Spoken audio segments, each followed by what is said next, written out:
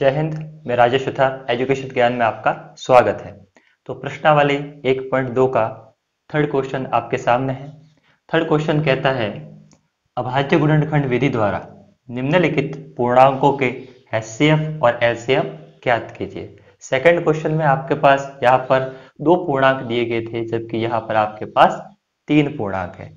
इसमें भी आपको एचसीएफ और एलसीएम फाइंड करना है। तो चलिए थर्ड का पहला क्वेश्चन करते हैं। बहुत सिंपल है, कैसे करेंगे देखो जरा।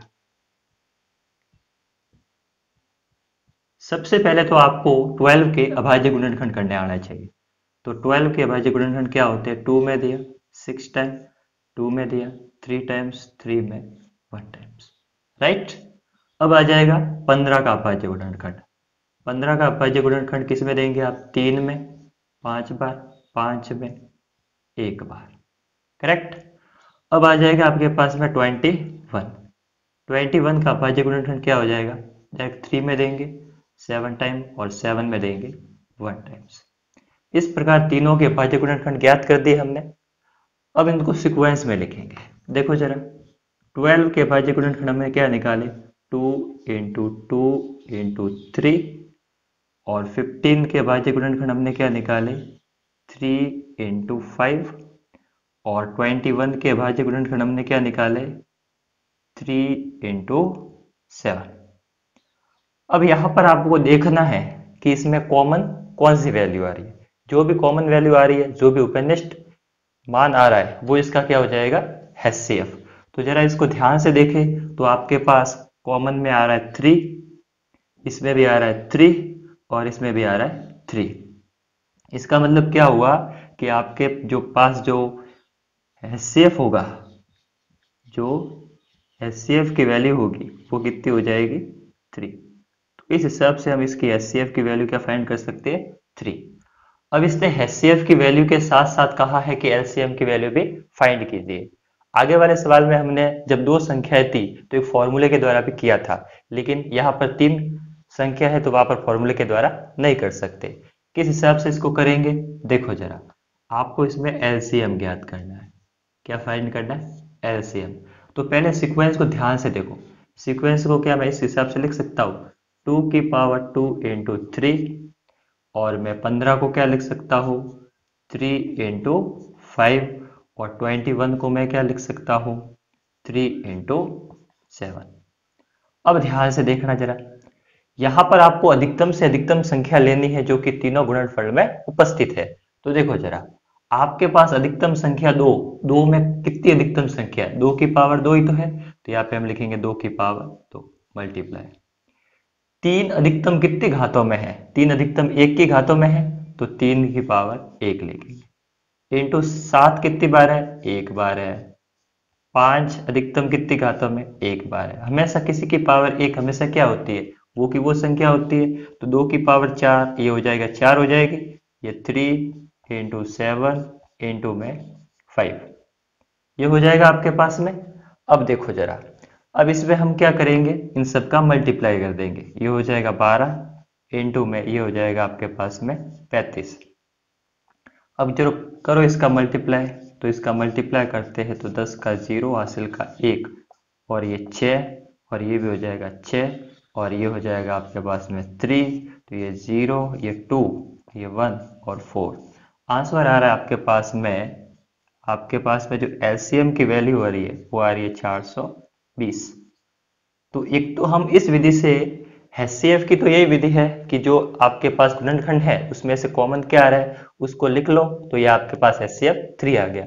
अब एलसीएम में क्या करना है? वो अधिकतम से अधिकतम घात देखनी है जो कि दोनों में उपस्थित है। तो हमने देखा कि यहाँ पर 2 की पावर 2, और 3 की पावर 1, 7 की पावर 1 और 5 की पावर 1।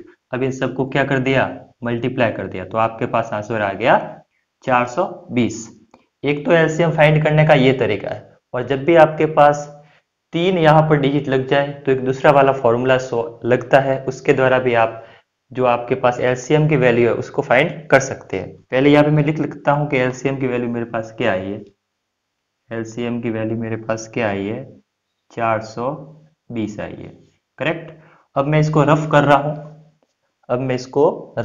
हूँ। और आपको दूसरा तरीका भी बताता हूँ कि किस हिसाब से आप एलसीएम को फाइंड कर सकोगे। वो भी बहुत सिंपल तरीका है, उस हिसाब से भी आप उसको सॉल्व कर सकते हो। देखो एलसीएम आपको फाइंड करना है तो इसमें एक फॉर्मूला लगेगा। वो फॉर्मूला क्या लगेगा, आपको ये तीनों संख्या लिखनी है, 12 इंटू 15 इंटू ये 21, और आपको इसका एचसीएफ भी लिखना है। ये एचसीएफ लिखना है तो एचसीएफ भी कितना है, 3 है। तो यहाँ पर मल्टीप्लाई में आपको क्या लिखना है, एचसीएफ ऑफ 12, 15 एंड 21। यहाँ तक बात समझ में आ गई। अब नेक्स्ट स्टेप क्या करना है, नेक्स्ट स्टेप में आपको ये करना है कि आपको एचसीएफ लिखना है किसका, 12 और 15 का, मल्टीप्लाई आपको एचसीएफ लिखना है किसका, 15 और 21 का, मल्टीप्लाई आपको एचसीएफ लिखना है किसका, 12 और 21 का। देखो सीक्वेंस याद रखना आपको। पहले आपने क्या लिखा, जो भी आपके पास पूर्णांक उपस्थित थे, आपके पास पूर्णांक उपस्थित थे 12, 15, 21, तो यहाँ पे लिखे 12, 15, 21। अब 12, 15, 21 का आपको लिखना है एचसीएफ, फिर आपको सीक्वेंस में चलना है। पहले 12, 15 का एचसीएफ, फिर 15, 21 का एचसीएफ, फिर 12, 21 का एचसीएफ, फिर जाके आपके पास एलसीएम की वैल्यू आएगी। तो आपको एलसीएम की वैल्यू फाइंड करनी है किसकी, 12, 15, 21 की। तो देखो जरा यहाँ पे हो जाएगा 12, 15 और 21 इंटू में एचसीएफ की वैल्यू आपने कितनी फाइंड की है, 3। अब देखो जरा एचसीएफ निकालना है किसका, 12, 15 का, एचसीएफ निकालना है किसका, 12, 15 का। तो केवल ये वाली लो, ये वाली केवल 12 और 15 का ही तो निकालना है। तो देखो जरा 12 और 15 का निकालना है तो 12 और 15 में आपके पास कॉमन क्या आ रहा है, तो सर जी आपके पास कॉमन आ रहा है 3 और यहाँ पर भी आ रहा है 3, तो इसका एचसीएफ क्या हो गया, 3 हो गया। मल्टीप्लाई अब आपको एचसीएफ फाइंड करना है 15 और 21 का। किसका फाइंड करना है, 15 और 21 का। तो केवल 15 और 21 को लो। देखो 15 और 21 में आपके पास कॉमन क्या आ रहा है, तो सर जी मेरे पास 3 और यहाँ पर भी 3 कॉमन आ रहा है, तो यहाँ पे सिंपल सी वैल्यू लिखोगे 3। मल्टीप्लाई अब आपको एचसीएफ निकालना है 12 और 21 का। अब आपको कौन सी वैल्यू केवल देखनी है, एक तो आपको ये वाली देखनी है और एक आपको ये वाली देखनी है। इसमें भी आपको ध्यान से देखो तो ये 3 कॉमन आ रहा है और इसमें भी क्या कॉमन आ रहा है, 3 कॉमन आ रहा है, तो इसका मतलब इसका भी एचसीएफ क्या हो जाएगा, 3। यहाँ तो कोई समस्या नहीं होगी। नेक्स्ट क्वेश्चन भी करेंगे, उसमें भी समझाएंगे आपको पूरी तरीके से, पूरा समझाएंगे। तो अब देखो अब इसको केवल आपको सॉल्व करना है। देखो 3 से 3 गया, राइट, ये 3 से कितनी बार जाएगा, 4 बार, और ये 3 से कितनी बार जाएगा, 7 बार। अब आपको कुछ नहीं करना, केवल मल्टीप्लाई करना है। मल्टीप्लाई कैसे, 4 इंटू 15 इंटू 7, राइट। अब यहाँ पर देखोगा 15 का 15, 15, 30, 15, 45, चौको 60, ये 60 हो जाएगा इंटू में 7, 7 तो चंगे 42, ये हो जाएगा 420। ये 420 क्या है, एलसीएम ऑफ 12, 15 और 21। देखो जरा दोनों विधियों से हमारे पास आंसर सेम आ रहा है, तो इसका मतलब आप दोनों विधि का उपयोग करके आप आराम से एचसीएफ और एलसीएम फाइंड कर सकते हैं, वो भी बिना किसी प्रॉब्लम के।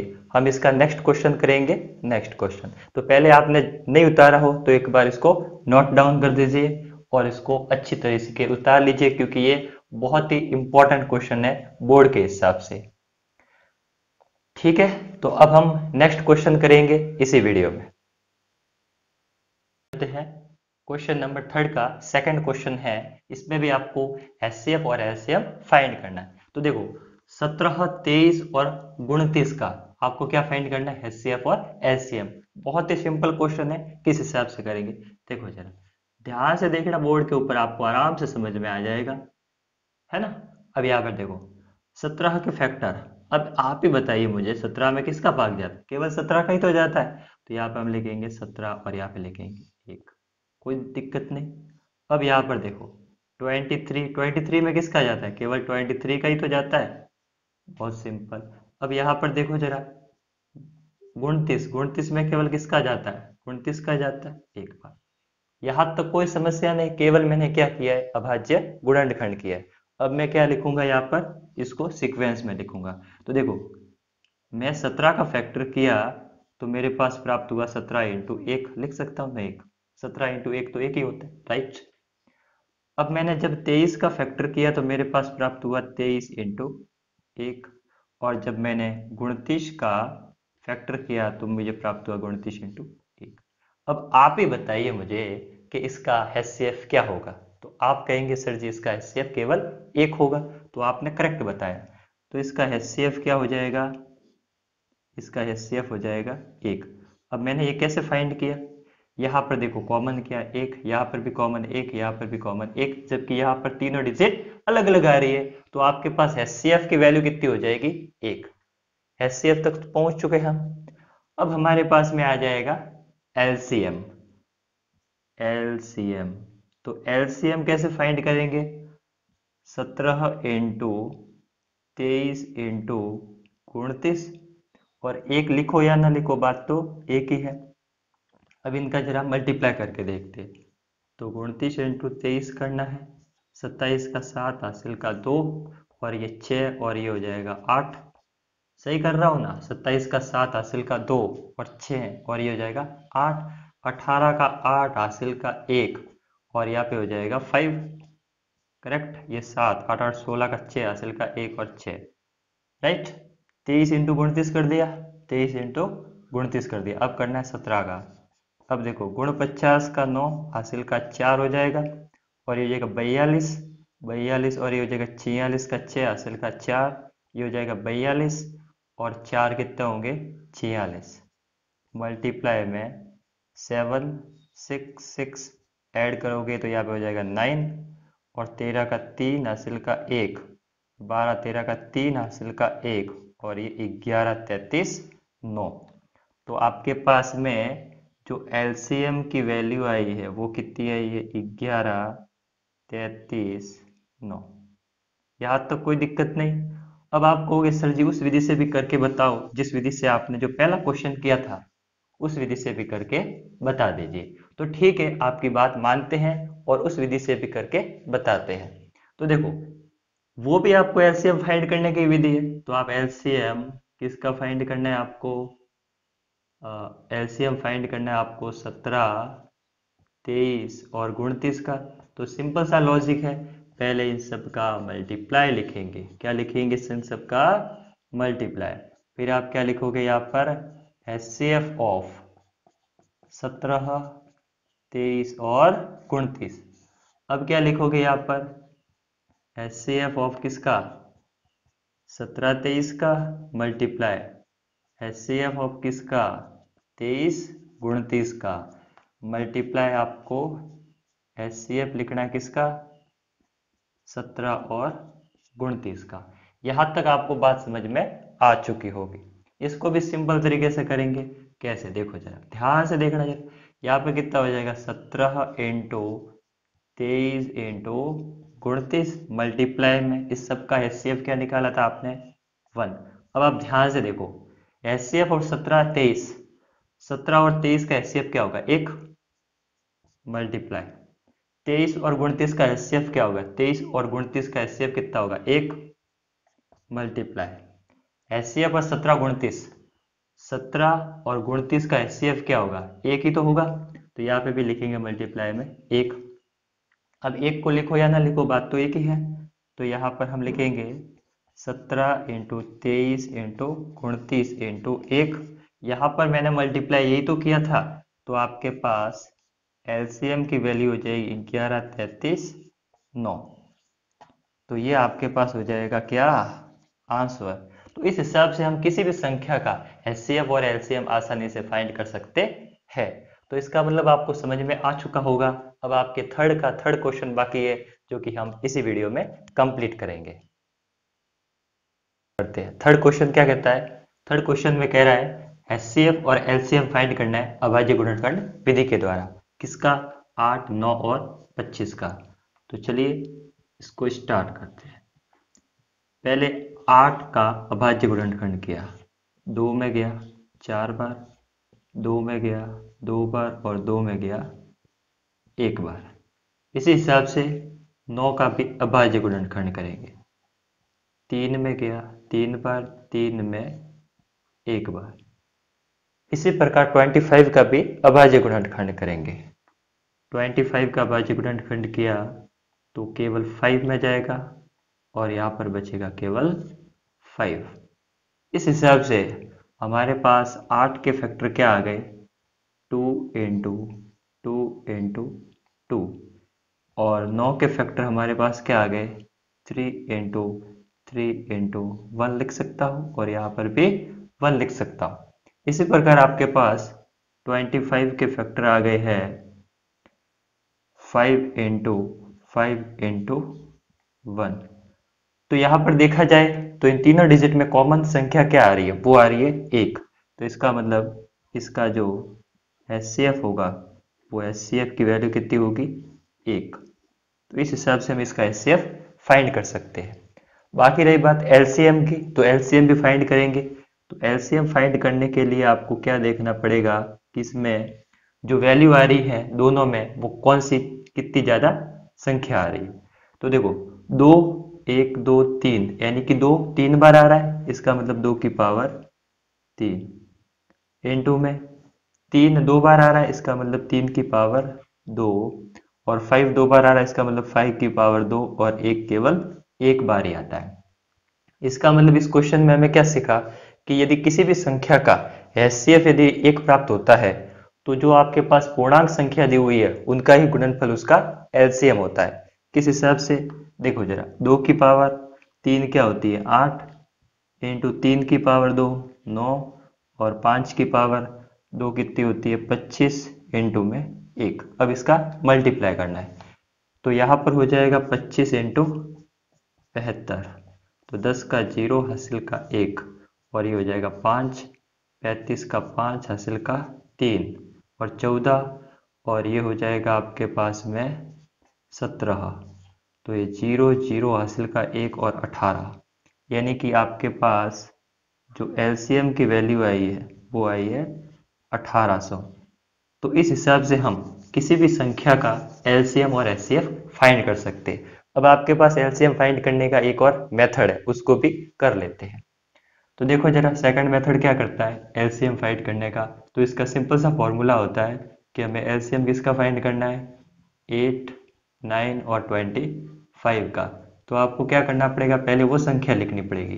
तो 8 into 9 into 25 into HCF of किसका, 8 9 और 25 का, अपॉन में क्या हो जाएगा, HCF of 8 9 into HCF of 9 25 into HCF of 8 25। तो इस हिसाब से भी हम इसका LCM फाइंड कर सकते हैं। तो जरा देखिए, यहाँ पर आपके पास क्या आ रहा है, 8 इंटू 9 इंटू 25, और HCF की वैल्यू भी आपने फाइंड की थी, कितनी आ रही थी, 1। यहाँ पे लिखेंगे हम 1। अब देखो जरा, HCF ऑफ 8 9, HCF ऑफ 8 और 9 में देखो कॉमन क्या आ रहा है, 1 1, तो यहाँ पर हो जाएगा 1 इंटू में HCF ऑफ 9 25, तो 9 और 25 में कॉमन क्या आ रहा है, केवल 1 आ रहा है, इसलिए इसका भी LCM क्या हो जाएगा, आपके पास HCF क्या हो जाएगा, 1। और आपके पास HCF 8 और 25 का, तो 8 में भी 1 कॉमन और 25 में भी 1 कॉमन, इस हिसाब से यहाँ पर भी 1 हो जाएगा। यानी इसको मैं क्या लिख सकता हूँ, 8 इंटू 9 इंटू 25। अभी यहाँ पर हमने जस्ट मल्टीप्लाई किया था, तो इसका मतलब आपके पास LCM की वैल्यू क्या आ गई, 1800। तो इस हिसाब से हम दोनों मेथड से LCM की वैल्यू फाइंड कर सकते हैं। तो थर्ड क्वेश्चन कंप्लीट होता है। इस हिसाब से हम इस थर्ड क्वेश्चन में अभाज्य गुणनखंड विधि के द्वारा किसी भी संख्या का HCF और LCM आसानी से फाइंड कर सकते हैं। नेक्स्ट वीडियो में हम पढ़ेंगे क्वेश्चन फोर्थ के बारे में। धन्यवाद।